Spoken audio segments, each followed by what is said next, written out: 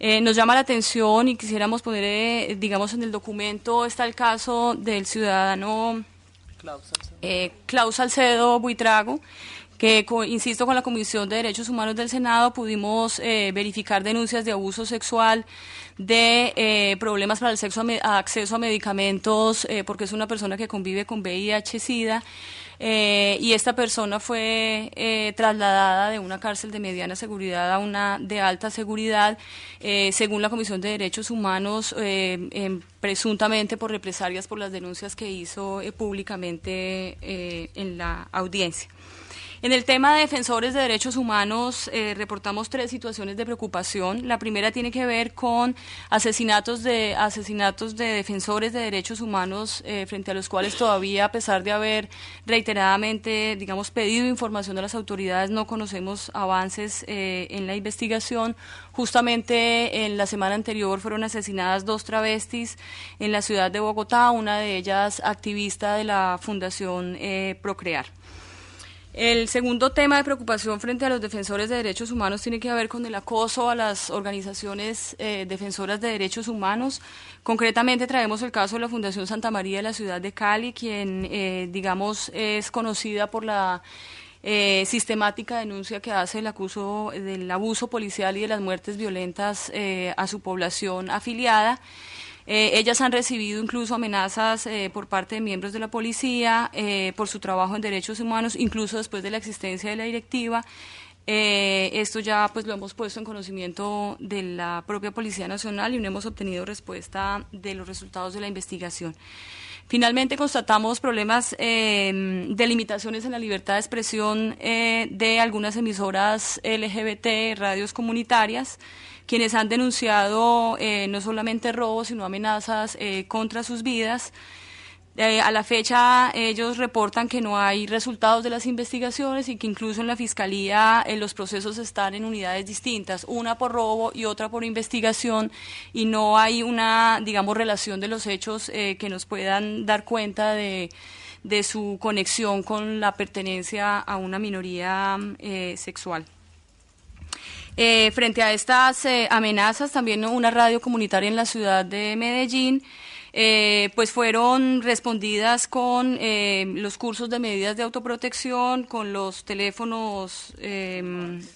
adecuados para estas situaciones, pero realmente pues no se han traducido en medidas efectivas que no solamente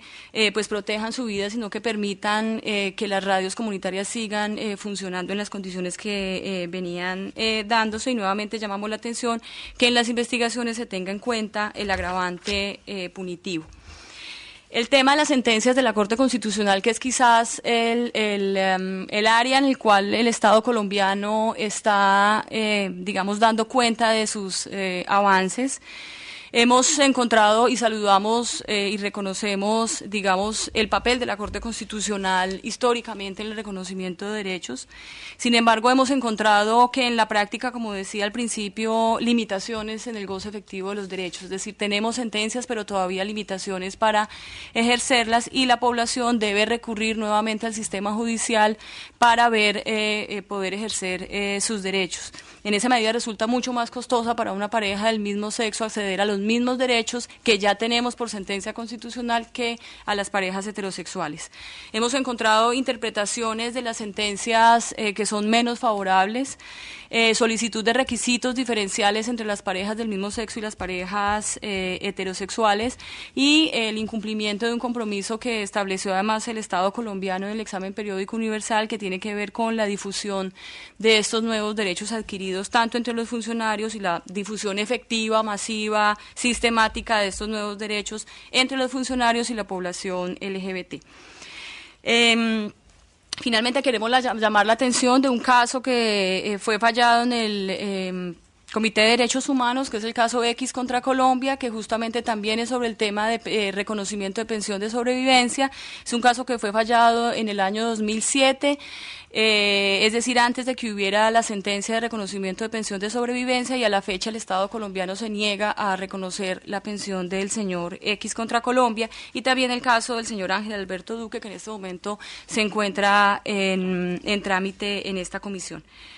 Finalmente, Quisiera referirme a la respuesta del Estado. En este momento se ha conformado un espacio de interlocución llamada Mesa de Alto Gobierno. Colombia Diversa ha sido invitada a participar de este espacio. Sin embargo, reiteradamente hemos manifestado, digamos, nuestras preocupaciones porque no garantiza la participación del movimiento. Colombia Diversa no